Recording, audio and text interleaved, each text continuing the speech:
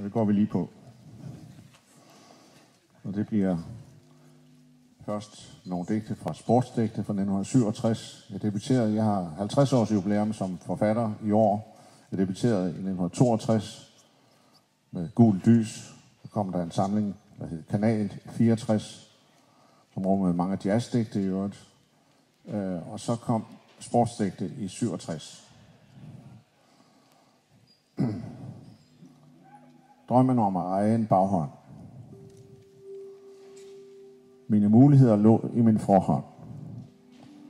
Jeg havde en temmelig hård forhånd, som jeg kunne arbejde op til betydelig sikkerhed. Jeg har altid drømt om at eje en baghånd.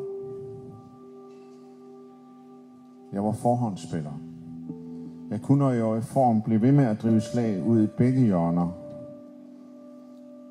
Og når jeg følte mig ovenpå, tog jeg chancer på den og var farlig for de bedste. Jeg har altid drømt om at eje en baghånd. Den bliver ved med at gro i min drøm. Med svævende, skruende slag ud i det forkerte hjørne. Mine muligheder lå i min forhånd. Jeg ønskede en bestemt type modstandere. Når jeg fik dem, var jeg meget stærk. Jeg kunne tvinge en kamp et bestemt sted hen med min forhånd. Jeg har altid drømt om at eje en baghånd. Den bliver ved med at gro i min drøm.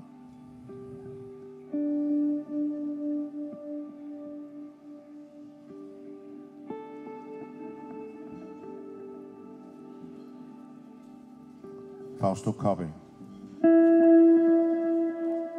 Fausto Coppi var et fantastisk menneske. Befandt sig bedst helt alene. Når han kørte i bjergene, kunne ingen følge ham. Han var et fantastisk menneske. Sagde tidligt farvel. Fausto Coppi. Fausto Coppi.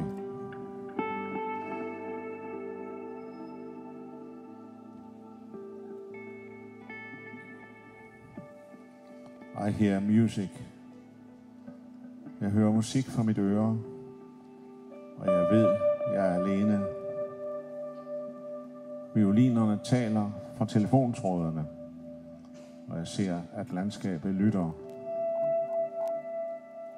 En trompet træder ud af træernes skygge, og jeg træder uden at tænke på mit tråd.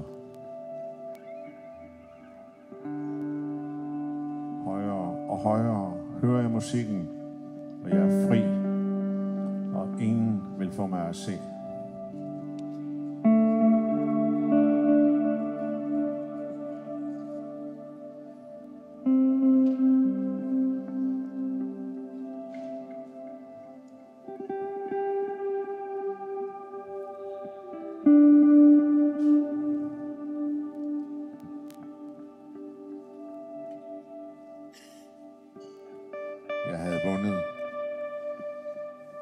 Jeg havde med garanti vundet løbet, hvis ikke.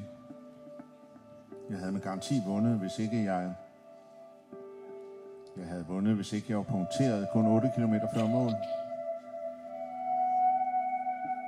På det tidspunkt var jeg mægtig oplagt og var begyndt at brække viften i stykker. Det foregik som sædvanligt på den måde, at det foregik sådan, at jeg efter min egen føring kilede mig ind. Efter egen føring kilede jeg mig ind mellem næstsidste og sidste mand. Ud af viften. Enten klemte sidste mand ud af viften. Enten det, eller også gik jeg ind, lod mig falde tilbage med sidste mand. Og så et pludseligt ryg op til de andre. Så var han sat af. Så den næste på samme måde. Men da vi var 4 tilbage, skete det. Jeg havde